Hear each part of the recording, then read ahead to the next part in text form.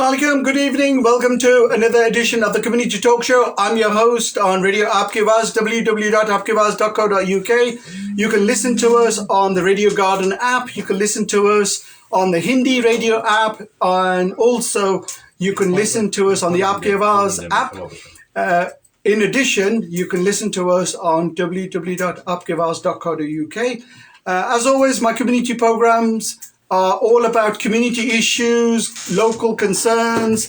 And last week, if you were listening into my program, we had a couple of gents and we had a live-in caller. This evening, I'm pleased to say one of those live-in callers is here with me here in the studio. But I'll leave my guests to firstly introduce themselves and tell me more about the community issue, community concern. And as always, on our live Facebook feed, feel free to put any questions, any comments. I'll do my best to read them out. And these community talk shows are your shows. Without your participation, I obviously can't go any further. So please take part and enjoy the program. Good evening, gentlemen. Thank you very much for giving your time up this evening. I know it's not easy giving time up in the evening because both of you are active gentlemen. On my far left, would you like to introduce yourself, sir? Good evening. My name is Jerry Moynihan. I'm from Small Heath Forum, and I'd like to take the opportunity to thank Aapke Awaaz for having us on this evening. My name is Naeem Youssef. I'm a resident of Small Heath. I'm also a member of the Small Heath Forum. I too would like to reiterate Jerry's sentiments and say thank you to Aapke Awaaz for having us this evening. Thank you. Gentlemen, thank you very much for your brief introductions. Normally, I always introduce my guests and I like to set the scene, but I appreciate you guys probably will have a lot more to say. So, first and foremost, you had a community meeting last Wednesday, I'm led to believe, and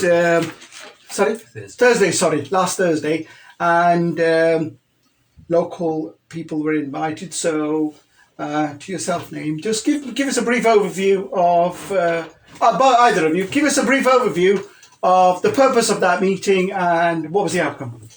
Well, for some time now, residents and people who have an interest in Small Heath have had concerns about, over the years, how it appears that not enough effort has been put into making Small Heath better, reducing antisocial behaviour, general levels of crime, cleanliness, etc. We're aware that we've had 10 years of austerity, so resources have been short. So you reach a point where the community decides it wants to do things for itself. So Small Heath Forum was set up with the help and assistance of the Reverend Bishop Dr. Desmond Jadu. He facilitated us in coming together. Small Heath Forum is a non-political, non-religious, open organisation which will work openly and honestly with anyone that wants to improve Small Heath, and specifically residents, our local politicians in the area, fire service, police, anyone who provides a service in the area. So we plan to have regular meetings. Our next one is scheduled for September, and we will be leafleting the local area in the hope that more and more residents will come. And then we can get together, we can take part in cleanups, we can take part in consultations, we can work with the council and also at the same time increase the knowledge of the community in relation to what resources should be used in the area. Naeem, similar question to you, but just give us an overview of how many people attended. Was it well received? Yes, indeed it was well received. For our first meeting, we invited the local councillors. We've had about possibly about 40 odd people that turned up. So the councillors were invited, the police inspector turned up. We had quite a lot of engagement, and it's not just about what we want. We're sort of a vessel for what the community wants. So the point is to ensure that our voices are heard collectively. I mean, for far too long, we've been in a deprived area, and it seems to be continuing to be deprived. Is that a lot of us do not know how the system works and how to best use the system for our own advantage. The local statutory services, the individuals were invited. Did you have any apologies or any concerns? As this was our first meeting, we don't have any real concerns because we're getting known in the community. Okay. We're getting the message out. As Naeem said, we were very fortunate in we had Inspector Gary Everett of the Small Heath and Highgate Police who came up, gave us a presentation and made a statement that he will work with us in the future. We were fortunate that the councillor for Bordsley Green, which is the ward next to Small Heath, Councillor Rakib Aziz, who's a new councillor, has only been in position for just over a year and he's finding his own feet, but he seems to be there and wanting to work with us positively. We've had some apologies from councillors. Councillors are very busy people and they get invitations for meetings left, right and centre, and obviously they need a long period of time and to be able to put it into their diary. So we hope that we will in the future get the 2 Small Heath councillors attending, and we hope possibly the MP. We want as a community to work together. There are a lot of negatives we want to turn into positives. We're not concerned about the politics, but we are concerned about working with our politicians. This is not just for us, it's for the older people, it's for the younger people. And part of our dynamic is we want to get young people interested in their community because they're the future. If we can get them on board, taking care and taking pride in their community, and maybe 1 or 2 of them in the future will be the replacement politicians, but they'll be replacement politicians with the attitude of Small Heath comes first. So when you invited a lot of the local community, you had a good turnout. Did you invite? Obviously, I appreciate Dr. Desmond Jadu was there. Did you invite people from the faith community on all the communities that are based in Small Heath? We had Sadiq Hussain from the Gomkol Sharif Mosque. We will be, as we get our base of names, etc. The other day I met Cameron Hussain of the Green Lane Mosque, who is happy to come himself, or if he can't make it, send a representative to our next meeting. So we are starting to make those contacts with 2 of the largest mosques in the city. That's good. Which are also the 2 largest mosques in and next to Small Heath. So we will also be working, and Bishop Jadu has some very good contacts with the local Christian communities. And as I said, we are open to all religions and no religions, the same to all politicians. We were going to have Councillor Majid Mahmood, the cabinet member for Waste, at the first meeting. He sent his apologies and he was very genuine. He would love to come, but again, we have to give the politicians a long period of notice so that they can fit it in. They can't just go and cancel a meeting that they've agreed, 6 or 7 months ago to come to ours. But we are a new organisation, and as time goes by, and we need to prove ourselves to the statutory services and to our local politicians that we're not just another group, that they will come to a meeting, hear people talk, but no indication or plan as how we are going to work with them. The politicians, the statutory services in Small Heath, their resources have been cut back year in, year out, but they still have significant amounts of resources that they can use. And they need the help of the community as to where they can prioritise those resources. And that includes the health services in Small Heath. I mean, just to back up Jerry's point here, a few pointers here is that people like myself, Jerry, and a few other people in the community, we've been going to the local police meetings, we've been going to the local ward meetings, we've been trying to give our input in. We didn't see any strategies in place. It's just been as if it's not as important, because you've got to bear in mind that when it comes to the police's priorities, I'm also a street watch patrol member of West Midlands Police within my area. I've had a meeting with the local sergeants in which it was confirmed that their priorities have been imposed upon them from those above. Those are not the same priorities for what we think as a community. And you know, the group itself, there's such a wide scope. We've got Christians, we've got Muslims, we've got people from the Irish community, Jerry, we've got people from the Black African community, we've got men, we've got women, we've got Bangladeshi community, we've got the Pashtun community. We want to make this community group as wide as possible, so everybody's views is important.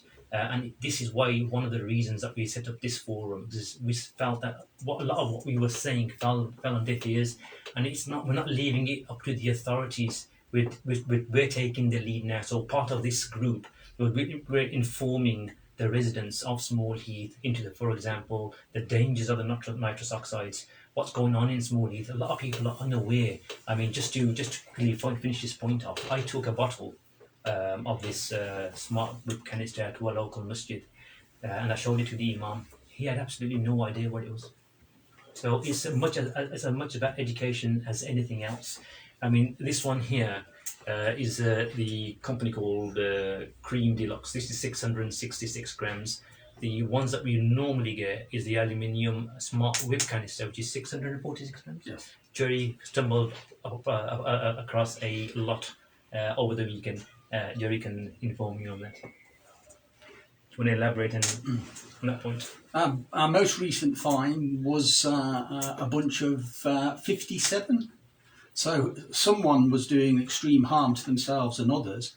And throughout Small Heath and the wider city, we find these canisters from Highgate, Small Heath, Bordsley Green, Digbeth, Derrit End, right into the city centre.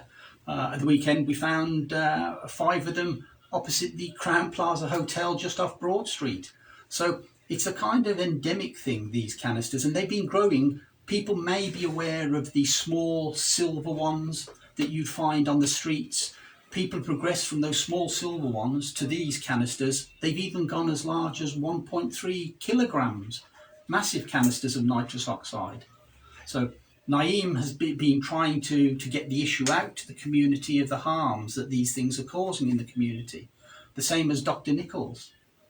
For the benefit of our viewers and listeners, just give us a summary of what these canisters are supposed to be for and what are they being used for. For want of a better term, the legitimate use of these canisters they contain nitrous oxide, which for a lot of the older people, they may not even be aware that they have consumed nitrous oxide themselves, because nitrous oxide was originally used by dentists as an aesthetic. Anesthetic. Yeah, the common name for it being laughing gas. Pregnant women will have used it as Endox, a mixture of 50% nitrous oxide, 50% oxygen. Well, their legitimate use is for whipping cream, for adding the nitrous oxide. You can go to your local supermarket and you can buy a can of cream. Okay. The propellant in that cream is nitrous oxide, which brings it out, which brings foams it up. So general, it is used in the catering trade. These canisters are not used for medical, and they're not allowed to be used for medical. So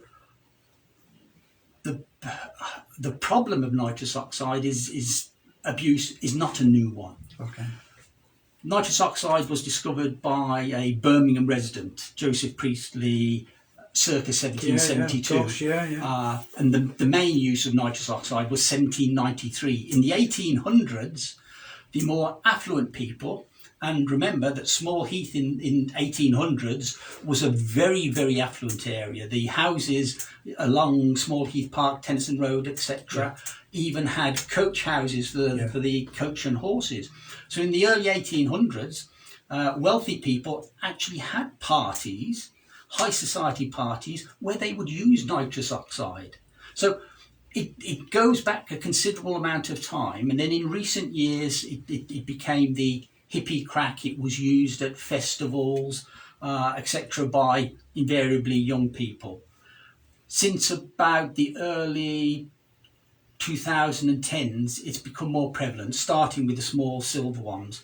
A colleague of mine, Javed Iqbal, 10 years ago was highlighting the issue about them. He appeared in 2013 on Birmingham TV putting the issue forward, but no one really understood or took it up. Most recently, in the last 2 years, Dr. Nichols, who works in two of the hospitals, the big hospitals in Birmingham, he noticed that more and more people were presenting with health problems. Oh, okay. So he has been very proactive with his own colleagues of finding out the extent of it, and he's taking it as a national campaign. He's presented to the Birmingham West Midlands Police and Crime Commissioner on the issue. So in Small Heath, talking specifically about Small Heath, our problem is it's endemic. Okay. It's everywhere. The park are full of the canisters, outside schools, and more people are using it, not necessarily getting addicted to it. It is addictive, but it's a rare case when you're being addicted to it. But it's also potential as a gateway to harder drugs. And the problem that we have is nitrous oxide is not illegal to possess. It's not illegal to use. It is only illegal to sell it if the seller knows it's going to be used for any other use than its use in the catering It's used in the industry. catering industry, yeah, right, Yeah. okay. So it comes under the 2016 Psychoactive Drugs Act. So people can use it. And in Small Heath and other parts of the inner city, it's very freely available. And that's the problem. Why would a local shop be selling such large amounts of these canisters to people that may be patently obviously not involved in the catering industry? I mean, just to add to that, you're not allowed to sell this to anybody under the age of 18. In Small Heath, especially around Small Heath Park, there are at least 5 or 6 shops that we know of that are now become 24-hour shops. And we had a patrol starting towards the end of June, where I put the call out that there was a lot of problems within Small Heath Park itself, especially around the children's play areas, where we had drugs, paraphernalia, used condoms, syringes in areas where our children were playing. So to combat that issue, first we needed to find out what the issue was. So the issue was obviously prostitution.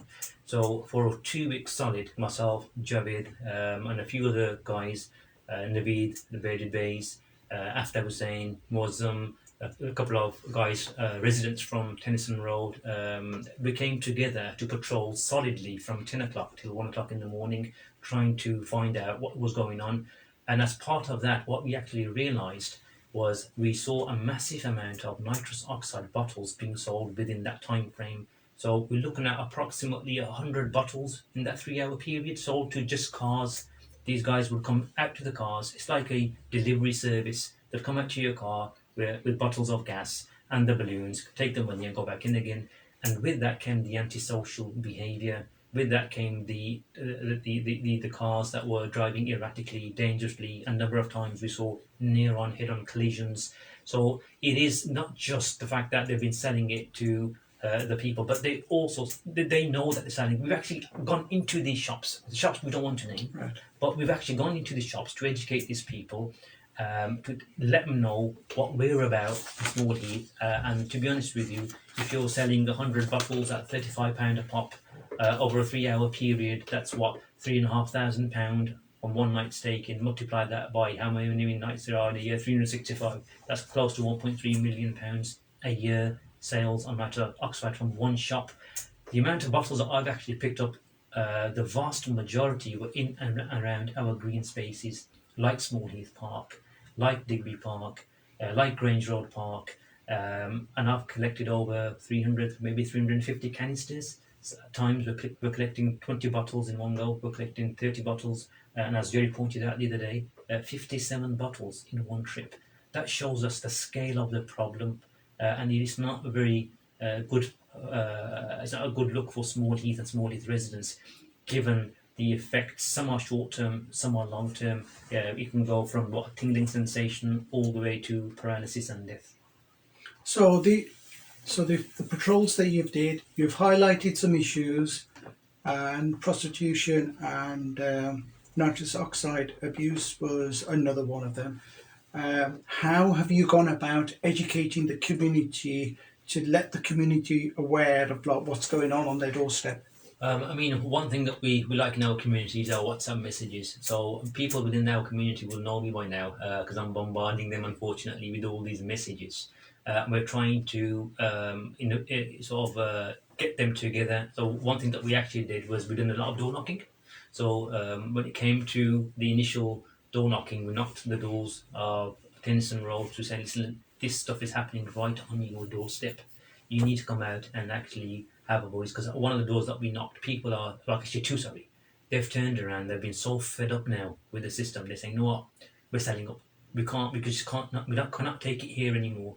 The drugs, the prostitution, the cars, the speeding, the antisocial behaviour, the criminality, the number of HMOs, exempt housing, supported housing, and the problems that they come with as well." They're just so fed up. They don't want to leave, but they feel that they've got no choice because the authorities are not listening to them. Jerry, you've both of you have highlighted these issues. You've looked at the issues. You looked at the residents' concern. What approach have you made to the statutory service? I appreciate you've invited people at the meeting or what have you, but as a general dialogue, has anybody had any dialogue with anybody? The dialogue in relation to us as a forum, the dialogue will commence. Okay. We're a new forum, but dialogue does exist. So, for instance, again, Dr. Nichols has been going to the local mosques and has been educating the local mosques. Our local police teams have been proactive in going into the primary schools and explaining to the young people what this is, how to avoid it, to have nothing to do with it. We use social media, which is the main way to get a message to get the message across. And of course, social media, it doesn't cost us anything. Yeah. We're not an organisation that's out there to get funding in large amounts of money. We're as an organisation to, for want of better, piggyback on the resources that exist with those statutory providers. For instance, the fire service. Now, nitrous oxide to the fire service, if you have a local retailer that's got hundreds and hundreds of bottles of nitrous oxide, if there's a fire in that shop, what's going to happen to that nitrous oxide? Is it being stored safely? Is it being stored in relation to the regulations that are required for dangerous substances? So we want to get the local fire service involved in the regulation, checking out these shops. Do they have this gas? Is it being stored safely? So it's not making a secondary harm that they could explode in a fire, harm local residents, harm firemen going in, fire personnel going to deal with these fires. So the police are aware of it. We all have limited resources. The message is getting to the school, it's getting to the mosques. As we hopefully grow as a forum, we will be leafleting the area, we will be getting the message out so that parents become aware and parents can look for the signs of their own children that are using it. And also there's the social pressure. And it's a rhetorical question of why have they chosen this area? Why is it so prevalent, nitrous oxide and the sale in this area?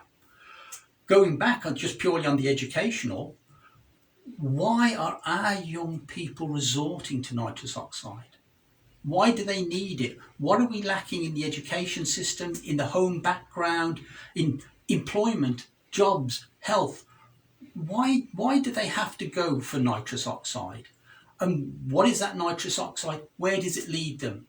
Nitrous oxide, you take a gulp of it, the effects are there for, the euphoric effect is there for 1-2 minutes at the most. It's a short term. Okay, the physiological damage can be there for years and years, and as Neem, the maximum end result can be death, paralysis. So we will, as time goes on, we'll be trying to coordinate all those, and that horrible term, those groups that live in silos, all the statutory groups, to get them to communicate, to get them involved with the community, to find out the reasons why people are using it, find out the reasons why this area seems to be the main place in the city, and how we as a community, and it's actually the police, the fire, the local schools, the mosques, the churches, how we can all work together to, A, remove the reasons as to why. Because you can remove the nitrous oxide, Yeah. but The- as the- with drug, if you don't remove the issue is still reasons- there. Yeah, if you don't remove the reasons why people use it, they will go to something else. And of course, nitrous oxide, it's cheaper than cannabis. The other thing I would like to pick up on that point also is what you talk about. We're working collaboratively with trusts like the Birmingham Children's Trust. So the Birmingham Children's Trust, I went on a walkabout with Claire and another resident from Small Heath, who's our chair, Sajid Hussain, to profile the area. So once we're profiling the area, we can pick up on all the points that need to be raised. So what Claire has done within the scope of our collaborative approach is she's produced an 18-page document to actually highlight the issues pertaining to Small Heath within that. And we're going to continue to do these walks to highlight the issues, and we're going to also update our residents with regards to these issues. So it's not just a matter of just highlighting it and then that's it. It's highlighting it, it's actually getting the right people to sort out the right issues, like Jerry picked up on the fire service, on looking towards the licensing of these shops. Do they carry the correct licenses? So I'm working with the planning department to see what they've got to say for themselves. A lot of it is it's a holistic approach, and as I'm going to again reiterate this point, we are not after the shops. Our purpose in this and end result will be that we're trying to support the British Compressed Gas Association's call for a ban on direct sale to the public. Taking down a shop or two here and there, it's not going to make that much of a difference. What's going to make a difference is that complete ban. But currently there is an issue. The main issue that we got is the storage of nitrous oxide. So if tomorrow this was banned, where's all that nitrous oxide going to go? So it's going to be a step-by-step approach. But ultimately, we want this banned from the shelves that are selling locally to our children. And this is why we're grateful to Abki Awaz for you giving up your time to give us the opportunity to talk to the community. We have, as a forum, we've already had articles in Birmingham Live, the Birmingham Mail. We'll be meeting up on Friday with another journalist. So we are using the resources that exist there, the publicity opportunities that are there to get the message out. And hopefully, as we're getting the message out, there'll be other organisations that are currently working on the same issue, know that we're here and can make contact with us and we can work with them. We have the biggest resource, and the biggest resource is the people in Small Heath. And as we engage more and more of those, we can get the message out.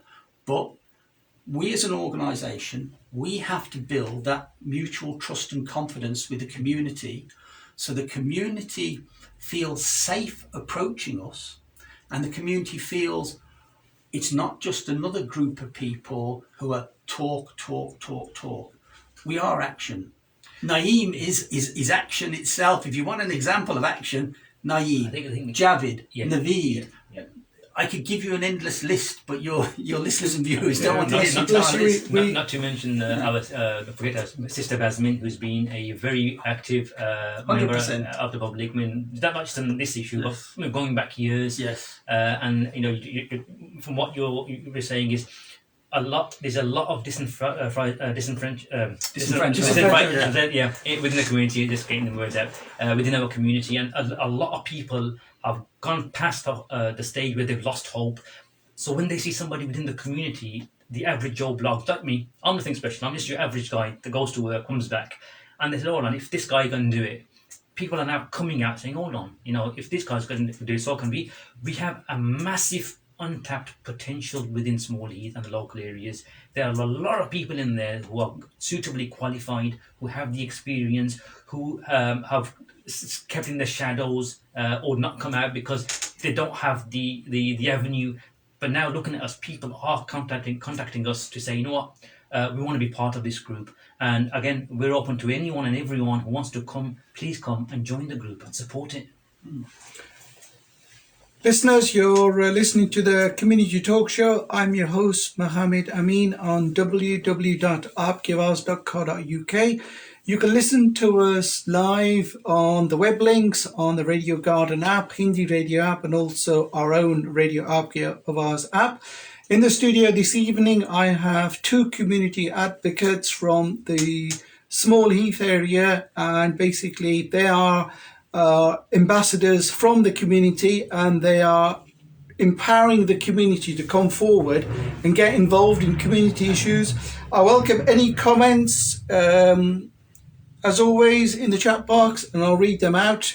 And if you've got any questions, or more importantly, if you'd like to join in any issues, gladly we'll cover them. Just bear with me. I think I've got somebody on the call. Good evening. You're live on Radio Aapke Awaaz. Yeah, I just wanted to first thank Jerry and Naeem, I'm a resident in Leeds for... Sorry. Before you start, do you want to just give us your name? Just introduce yourself. Certainly. My name is Zahir and I'm a resident in Small Heath. I've lived here all my life. Thank you. What would you like to say? I would like to first thank Naeem and Jerry for doing a tremendous job that they're doing for Small Heath. I've been listening to the issues, and Small Heath has deteriorated massively in terms of crime, this mass endemic, prostitution, drug dealing, and I'm sorry we've lost faith in politicians, and these two angels, I call them, started this forum, which I'm going to join as well, and little by little steps we are going to try and resolve the issues that the authorities can't resolve or are not willing to resolve. And we have to stop somewhere.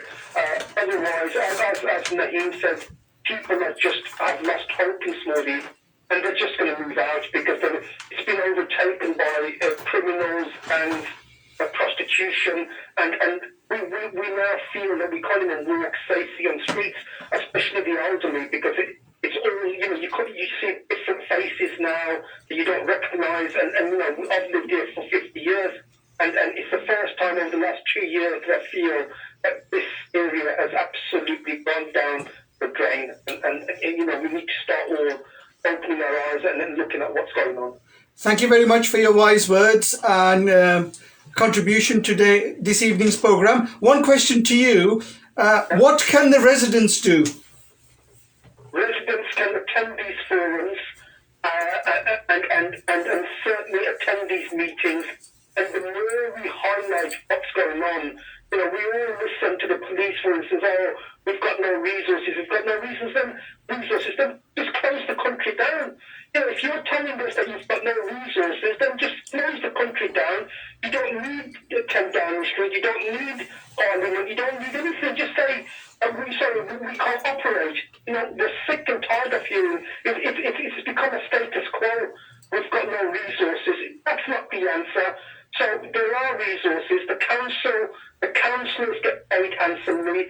The politicians get paid handsomely. We pay our council tax, but we're not seeing anything back. Completely nothing. So the average Joe Bloggs who pays his taxes does everything fine, but they don't get anything in return. So we're fed up of listening to this bullshit about no resources. We need to keep going and saying we do need resources. The two councillors get a pot of money for Small Heath. We need to understand where that pot of money is going, and we need to start opening our eyes. For too long, we've been taking things for granted, but not anymore. We need to hold both councillors accountable. We need to hold Liam Byrne, who's the MP, accountable. And from there, once we engage with these politicians and hold them accountable, then you'll see the change, because at the moment they're feeding their pockets. They're living a brilliant life, and who's suffering are the residents that are living in these areas that are now becoming ghettos. Once again, thank you very much. I really appreciate you dialing in, and stay tuned for the next 25 minutes of the programme. Really grateful that you've taken part, and thank you very much for your time this evening. No, thank you to you, and thank you to Noam and Jerry. Keep the good work up. I'm really proud of you. There you are, Jerry. That's a vote of confidence to keep up the good work. Thank you, Zahir. But let me just... Communities have expectations. Now, our councillors in the area, I can guarantee they would love to do everything they can for the area, But when they don't have the money, I can tell you, to improve Small Heath alone as a ward, we're talking hundreds of millions of pounds. They don't have those resources, so we must have a real expectation of what our councillors can do. So if you report fly tipping to a councillor, yeah, they'll report it, they'll get the fly tipping removed. It doesn't really matter what political party at this moment is in control in the city or in Birmingham. Without money coming in, there's nothing they can do. Now, Small Heath, there is a hell of a lot of positives in Small Heath. We as an organisation, we're not here to just ram the negative about Small Heath. We want to highlight the good things that are going on in Small Heath. Going back in years, as a little lad, I paddled in the paddling pool in Small Heath Park. Small Heath Park was a premier park in this city. It was, absolutely fantastic. Yet over the years, because the resources haven't been allocated to the park, it has deteriorated. We've been struggling for the last 30 years to get something done with the Parkkeepers Lodge. If we take the comparison of Cannon Hill Park, Kings Heath Park, why are resources continuously put into those two parks but not ours? So we want to work with the cabinet member, Councillor Majid Mahmood. Now, I know Councillor Majid Mahmood. He's an honest, decent, genuine person. He's a man of passion. He gave up his cabinet position because of his beliefs in support of the unions. Now, I would make the educated guess, Councillor Majid would love to do everything for Small Heath Park if he had the resources. At the moment, it's now about £780 million deficit because we're a month on. It's £16 million a month that's being added. There are priorities in the city. But we would then ask questions, why are they again replacing all the paving stones outside the council house? The last lot are only 5 years old. Can we not have something done here? We have got pavements in Small Heath along the Coventry Road. I've put them on social media. Naeem has put them. Those paving stones are 1.5 inches, 2 inches. People have tripped. I myself have tripped several times on them. The council come out, paint little white marks on them, and nothing is done. Why haven't we? It's a vibrant shopping area. Yeah. It is used by old people who aren't too stable on their feet. Why aren't they being replaced? Handsworth in its time got new lighting, got new paving. We want to make Small Heath and the Coventry Road of such a vibrancy that people will come from London, Leicester, everywhere, not just for Eid, but to come here as a place to shop, a place they feel safe and secure in. That's really what we want to do. We want to make Small Heath so everyone's proud of, and everyone talks about Small Heath in the positive, not the negative. I think from history, when you look at Small Heath Park, Small Heath Park was like one of those designated bonfire sites. Do you remember for bonfire nights and what have you? 76, yes. Yeah, in the late 70s and early 80s, and obviously gradually the use of it's increased, but the investment into these inner city parks has declined. Again, you mentioned a valid point. Why are certain parks in the city, the likes of Calthorpe Park, the likes of Kings Heath Park, the likes of Cannon Hill Park, there's a lot of investment goes into those parks, but when you look at inner city parks, suddenly it's totally the opposite. Why do you reckon that? I have to slightly disagree with you. For instance, Ward End Park is a green flag park. In the days of Councillor Ansari Khan, £4 million was put into it. They got funding. Councillor Ansari Khan did everything he could to improve and promote Ward End Park because the local community came together and said, our park is in a bad way, do something about it. Now, we all do. In Small Heath, we will moan and moan and look at the state of the park, look at the state of the park. I take part in the Saturday clean-ups in the park with Jamil. And Jamil's been doing it for Friends of Small Heath Park for decades. Yet, there's only a small handful of us. Yeah. The community doesn't come out. The young children. This is where we live. This area is owned by us.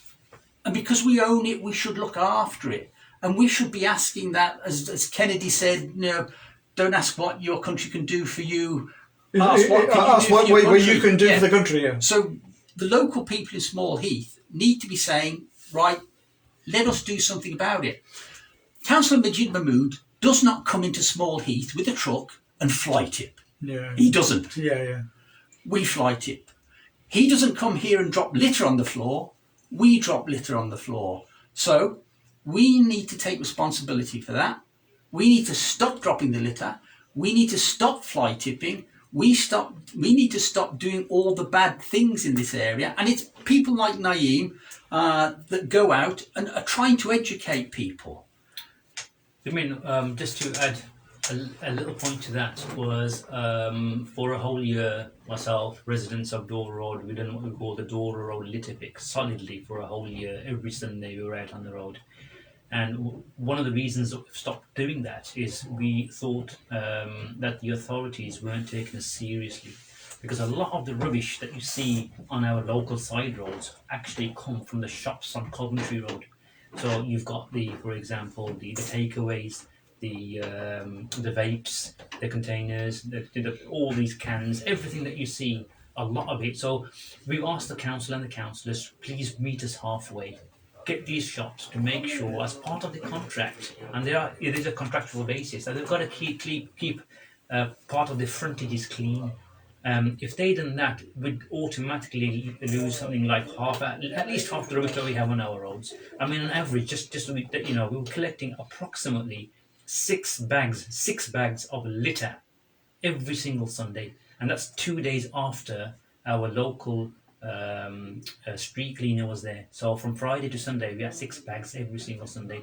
So because of that reason, we thought the council weren't serious. We need help. And it's not that the council have got to come out and clean it for them. The council have got to come out, and we did have a Love Your Streets campaign in which we got the councillor out. That was arranged some time ago. And as yet, I'm still asking for that report. What happened to that? What were the actions, if any? Because there's no point coming out, doing a couple of photo opportunities, and then just letting things go as they are. Because part of the problem that we've got is a lot of people now think that they can get away with things because the council is not looking, the police are not looking. We can do what we want. And a lot of these are those shopkeepers that don't even actually live in the area. They come from other areas, open up the shops, throw the rubbish out, and these are known facts, unfortunately. Thank you both. I just got a couple of comments from our listeners. Javed Iqbal has made a comment. Assalamu alaikum, Javed. Thank you for tuning into our programme. The team in Small Heath are doing a phenomenal job. Keep up the amazing work, guys. Ayub Hussain has made a comment. If you leave it to your local elected members of parliament and selected councillors of the ward and leave it to the authorities, then Small Heath will someday be even more run down where it is. Again, these are individual comments and I can't really appreciate what you're saying, but these are your comments and not really Aapke Awazes. Javed Akhtar, Assalamu alaikum Javed, thank you for listening to our programme. Javed has asked the question, what is the action or the ward plan for all the city parks? Do you know if there's an action plan or a ward plan for Small Heath Park or the Small Heath ward? Small Heath does have a ward plan. We had a consultation last year which was online from, I believe it was the 15th or 16th of December till I believe 22nd of January, I think it was. And it was about the improvements in the park. Unfortunately, as a matter of fact, when I asked the question in January's ward meeting, one of the councillors turned around and said the consultation is not live. So that sort of does not give me any confidence or a degree of confidence where our councillors are actually interested in the parks. We do have a ward plan, and a part of the ward plan is to look after small, but these are just like generic stuff. There's not any detail, but there is an improvement plan for them. Multi-use games, the Muga, and a few other things. And there is actually a document that you can actually access. online from the Birmingham City Council's website. Javid in his comments is the key word. It's a team effort. It's not individual, it's a team. And that team is the local community. All wards have ward plans. And ward plans came about, or to my recollection, about 10 years ago. And a ward plan is a kind of strategic document of what you will prioritise in a ward, because wards have limited financial resources. So it's often a wish list. Now that ward plan, when it's brought into fruition, it's down to the statutory providers and the council to fulfil that ward plan. So in some wards, the ward plan is actually used as a monthly guide. It is actually used to remove fly tipping, deal with parking problems. In other wards, it's a requirement from the centre, a document that has to be compiled. It's sent back to the centre, the council, and nothing ever happens. Tick a box exercise. Yes, I've been involved back in the day, and I've virtually written for a ward its ward plan. And when they started, it was quite interesting. If you looked at individual wards, and especially in the city wards, their ward plans were remarkably similar. I'm not saying anyone cut and pasted. Maybe the wards had the same priorities, but they all read particularly similar. Jerry, bless you, I met you about 25 years ago, and some of the You comments, haven't aged at all. there's some of those comments, bless you, I'm refraining to add anything because this is your show today, and I want you guys to say these because obviously, my opinion on today's show is not important. Your opinion comes first and what have you. And, you've not just come out into the community, bless you. You've been around for a long time, ever since I've remembered, and it's at least 25 years ago when I first met you. But the big city plan, all these ward plans were supposed to be fed into the big city plan, and that should be a strategic document for the city. And I appreciate that at a high level. That's how it's supposed to work. But we've got to go back down to grassroots level, and we need community empowerment. So for the next 10 minutes, I want you guys to make statements to the viewers. What can you do to engage our viewers and listeners to come and join you? Let's talk